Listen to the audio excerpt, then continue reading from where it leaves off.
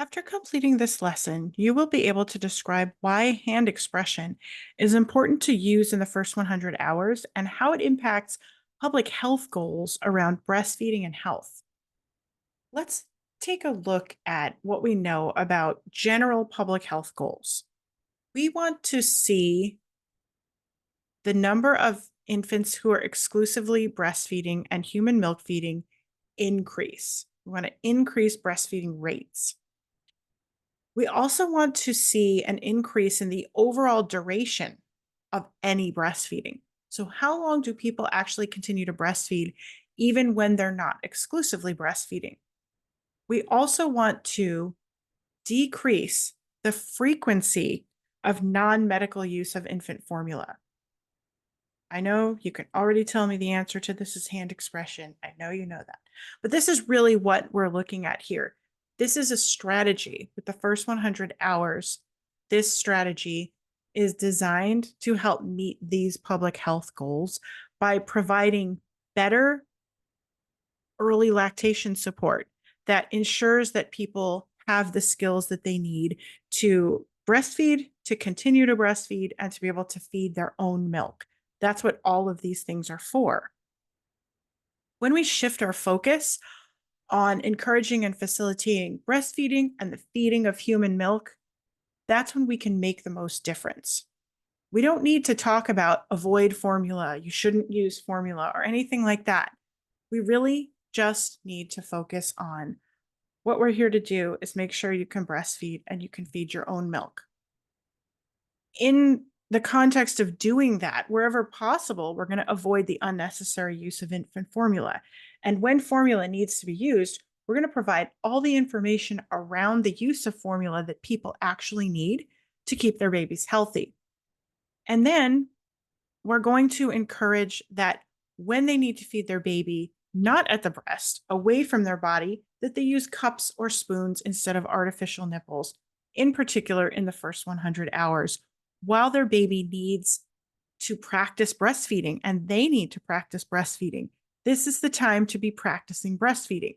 So all of these things are a slight shift in how we typically talk about breastfeeding, but I believe they can make a huge difference because they're different enough. They are a change, a big enough change that can help people to focus on the right things during this time frame. Let's review our to-do list, right? For the first 100 hours. Baby's born, baby goes skin to skin immediately and stays there, barring any emergencies, at least 60 minutes, latches at some point while they're skin to skin and feeds as long as they want to. Following that, the baby is going to be feeding responsively. They're going to be feeding on demand whenever they show hunger cues for as long as they want. But we're also going to count those times to make sure there's at least 8 of them happening every 24 hours. In between their feedings, they're resting. Both mother and baby are resting. Baby is skin to skin as often and as continually as possible. Hand expression happens as much as needs to happen. If it comes into play that the baby needs more milk than they're getting at the breast, hand expression is a great way, the ideal way to get that milk for the baby and get it in using a spoon or a cup. If nothing comes up that says they need to hand express, we make sure they learn how to do it before they ever leave the hospital so that they know how to do it and they've practiced it. We teach mothers to expect they will start making much more milk and be able to see much more milk and feel their breasts different around 48 to 72 hours postpartum, and that they should check in with lactation support whenever they need to and as soon as they can.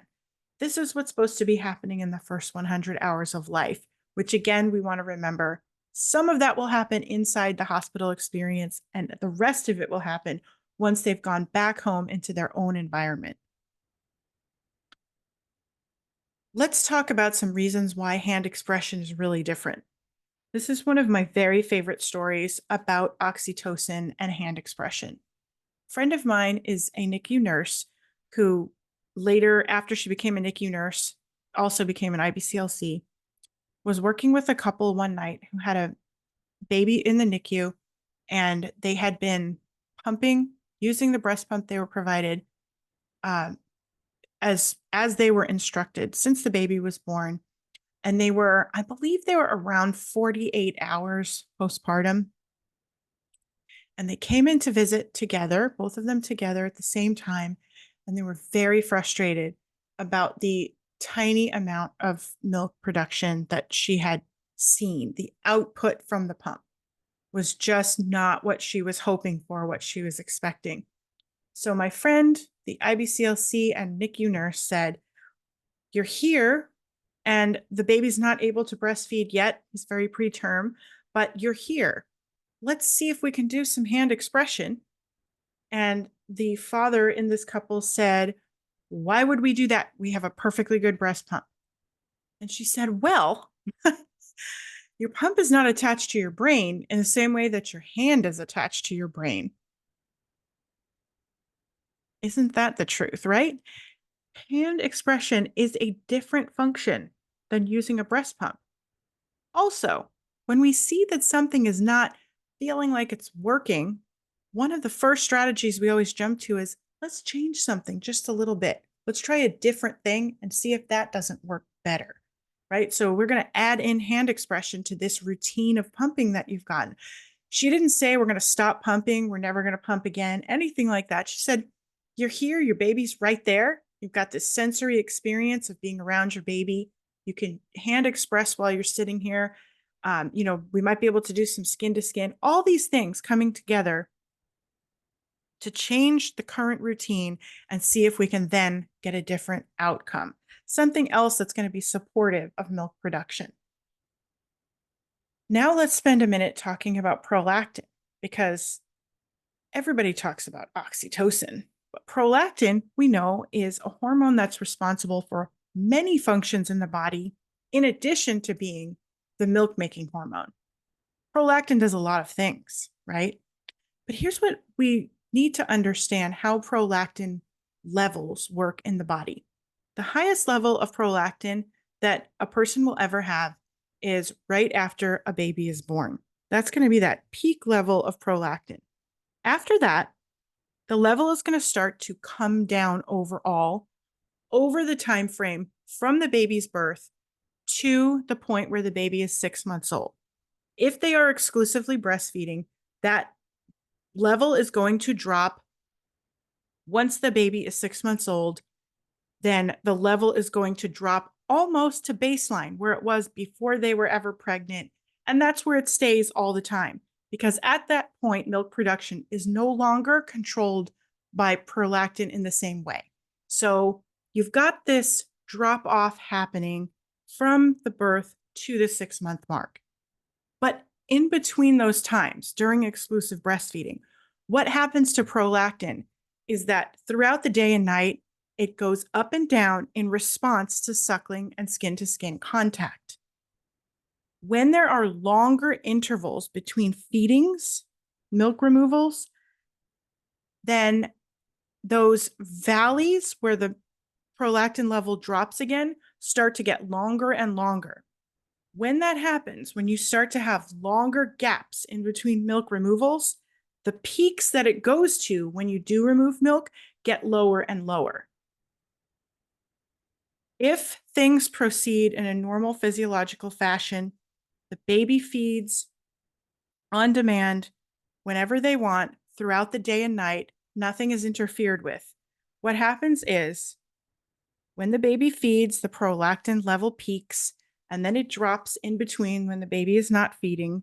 Then the baby feeds again and it goes back up, drops down when the baby's not feeding, goes back up when the baby feeds. So this is happening cyclically throughout these 24-hour cycles.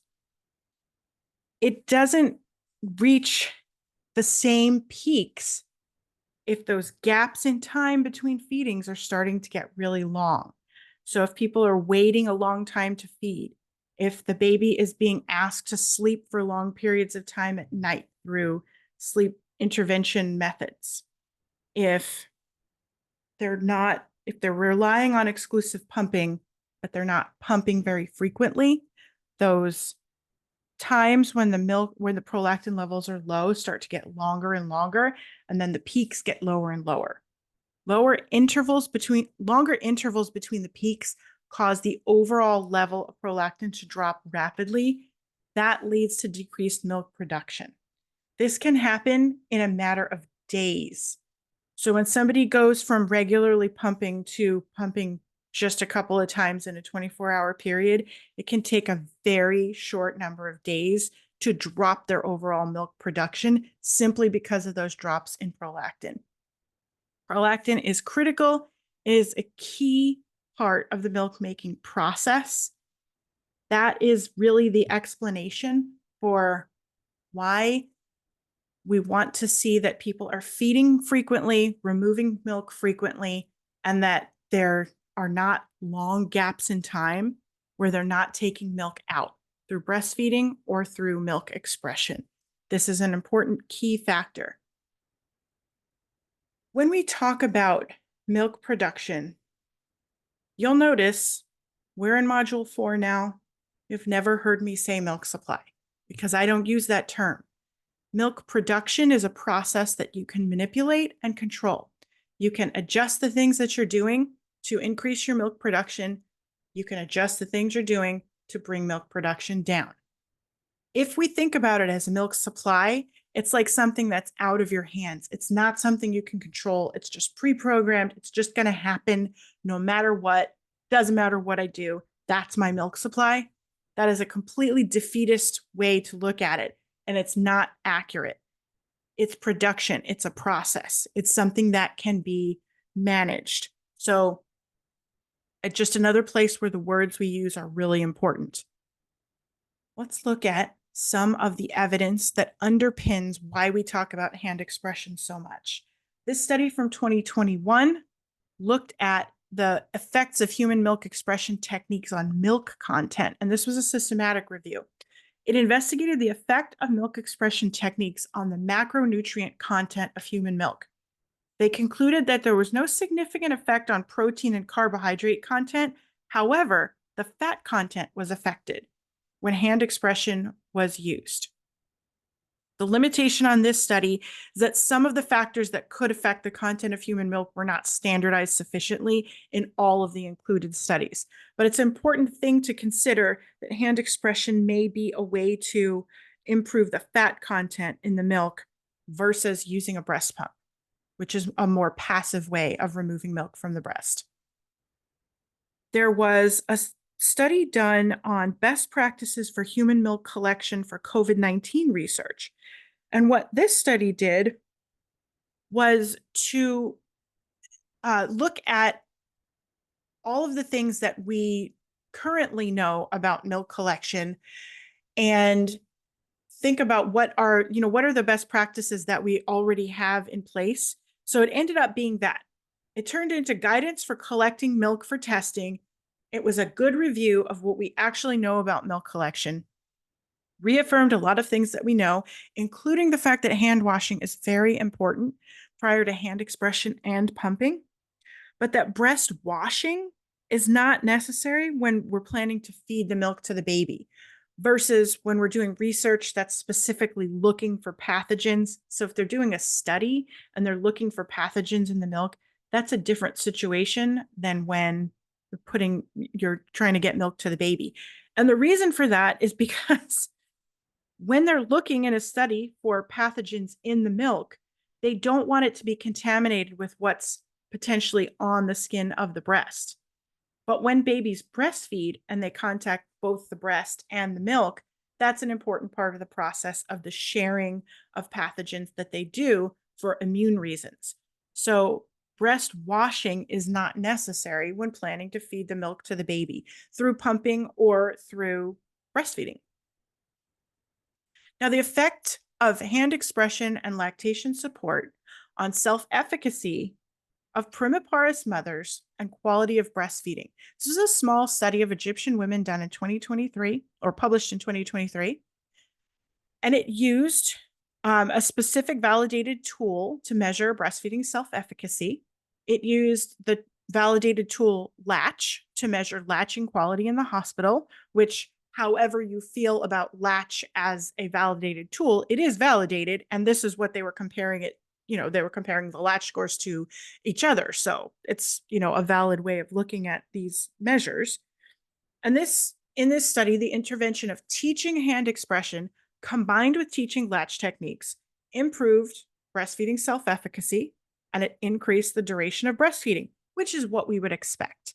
People were taught to latch better, and they were taught to hand express, so they had better self-efficacy, and they actually were able to breastfeed longer. This study is important. This study from 2022. It's called, "Is There Any Point in Me Doing This? Views and Experiences of Women in the Diabetes and Antenatal Milk Expressing DAME Trial." So this study is specifically about prenatal hand expression. And it goes through the experiences of antenatal expression for a number of women. And what they shared was that their experiences were both positive and negative. We can't look at prenatal expression of milk as only something that can potentially help. Because what happens is that if people are not able to express a lot of milk, or if they run into problems with it, or if it doesn't result in what they are expecting, it can be very distressing for them and make them feel as if breastfeeding is not possible.